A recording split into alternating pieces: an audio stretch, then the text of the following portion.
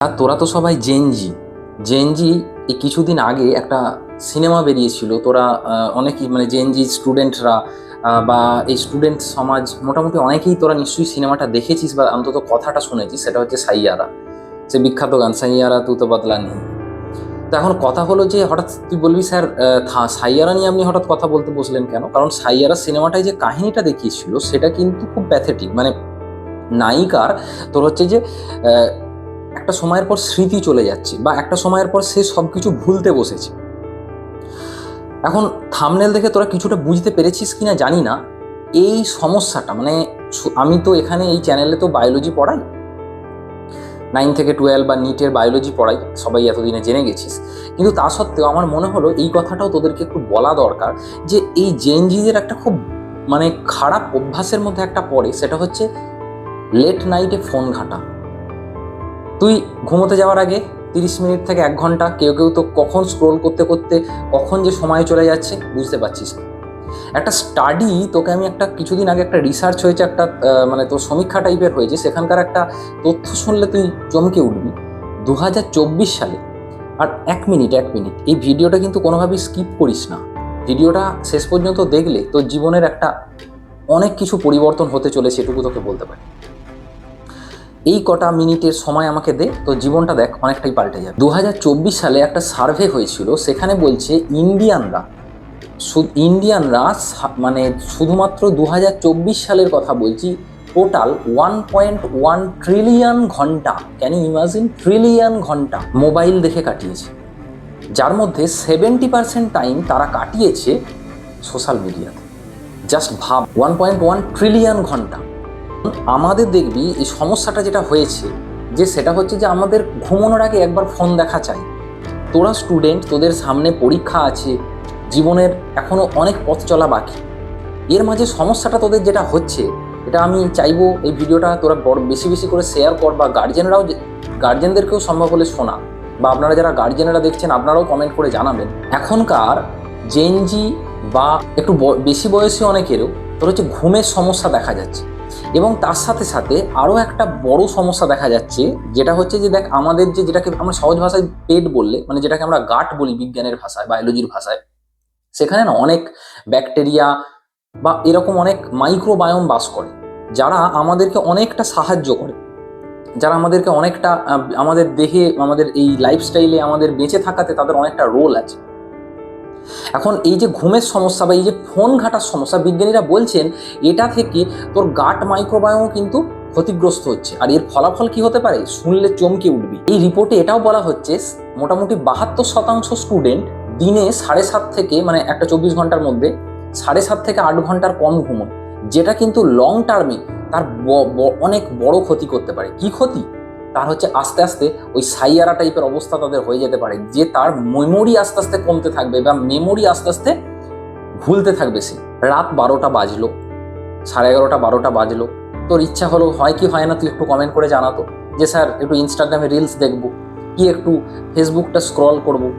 এইখানেই আসল ফাঁদটা পাতা আছে। বা একটু কোনো একটা মেসেজ এলি, সেটাকে সঙ্গে সঙ্গে হোয়াটসঅ্যাপ ইউনিভার্সিটির মতো হোয়াটসঅ্যাপে ফরওয়ার্ড করে দিলি, বিভিন্ন জায়গাতে ফরওয়ার্ড করে দিলি। এই সময় যেটা হয়, তুই ধর অন্ধকার ঘরে বসে ফোন ঘাঁটছিস, তো তোর ফোনের যে ব্লু লাইট যেটা বেরোয়, সেটা কিন্তু তোর মেলাটোনিন, আমাদের দেহ থেকে যে মেলাটোনিন খরিত হয়, সেই মেলাটোনিনকে বাধা দেবে এবং সেরাটোনিনকেও বাধা দেবে। এর একটা খুবই খুবই খারাপ প্রভাব পড়তে পারে। কি কি প্রভাব বলছি শোন। প্রথম কথা, বিজ্ঞানীরা বলছেন এই যত বেশি ইলেকট্রনিক ডিভাইস ধর ব্যবহার হবে, তত ঘুমের দফারফা হবে, প্রথম।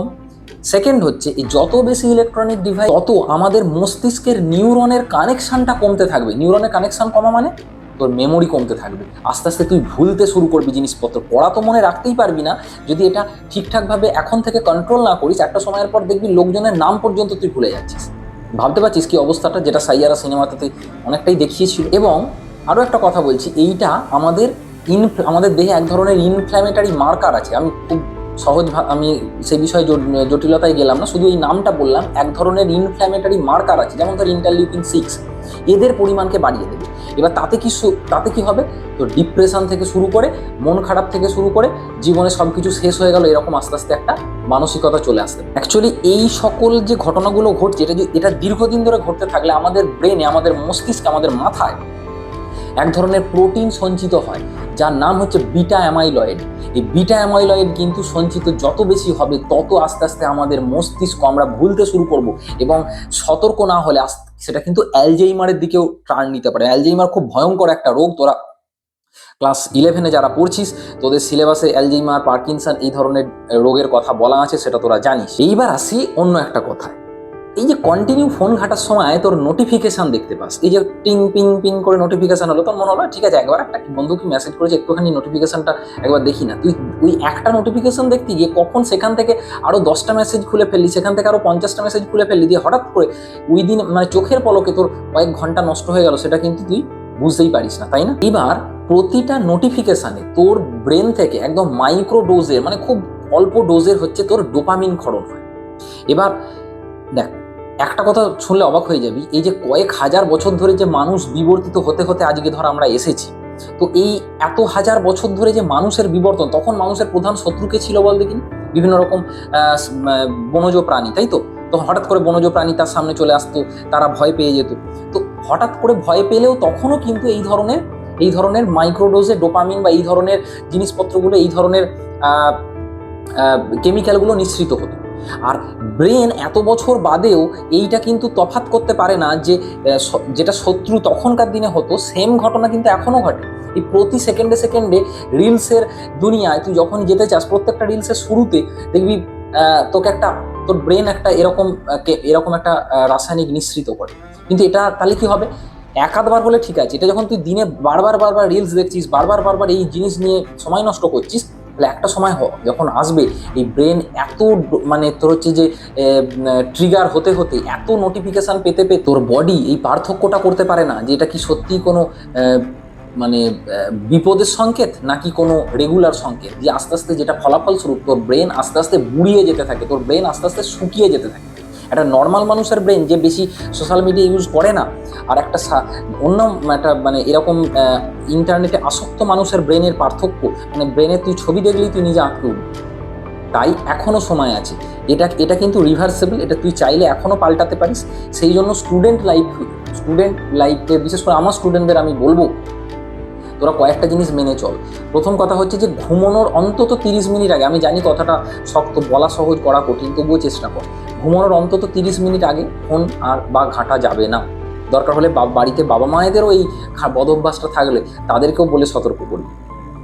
নাম্বার 1। নাম্বার 2 কি করবি? প্রতিদিন সকালে ঘুম থেকে উঠে প্রথম 10 মিনিটের মধ্যে বিছানা ছেড়ে আরো 10-15 মিনিট চুপচাপ একটু প্রকৃতির কোলে অন্তত একটু হেঁটে বেড়াবি। সেই সময় no phone calls, no WhatsApp message, no Facebook notification, no YouTube notification, no Insta notification. পারবি কি এটা করতে? পারলে তোর অনেকের থেকে তুই কিন্তু এগিয়ে যাবি। আমি জানি এই গোটা ভিডিওটা দেখার পর, এবং অনেকে হয়তো গোটা ভিডিওটা শেষ পর্যন্ত দেখবেও না, কিন্তু যারা দেখবে তারা এটা মেনে চললে তোর জীবনে পরিবর্তন আসতে বাধ্য, এটুকু আমি তোকে কথা দিলাম অ্যাজ এ বায়োলজি টিচার হিসেবে। দেখ, এখানে তো আমি মন গড়া কোনো কথা বলছি না, আমি তোকে যে কথাগুলো বললাম প্রত্যেকটার পিছনে কিন্তু বায়োলজি আছে। এবং খাদ্যাভ্যাসও একটা বড় ফ্যাক্টর কিন্তু। এই যে গাট মাইক্রোবায়োম বলছিলাম, তো তুই যে খাবার দাবার খাস, শুনলে অবাক হয়ে যাবি যে এই খাবার দাবারের সাথেও তোর মস্তিষ্কের বা তোর ব্রেনের, তোর মেমোরির, তোর মনে রাখার একটা সম্পর্ক আছে। তাই একটু শাকসবজি জাতীয় খাবার খা বা দই এই জাতীয় খাবার খা, যাতে কিন্তু এই মাইক্রোবায়োমটা তোর গাটে ঠিক থাকে, এবং তা থেকে কিন্তু তোর মস্তিষ্ক বা তোর স্মৃতিও দীর্ঘকালীন ধরে সতেজ থাকে।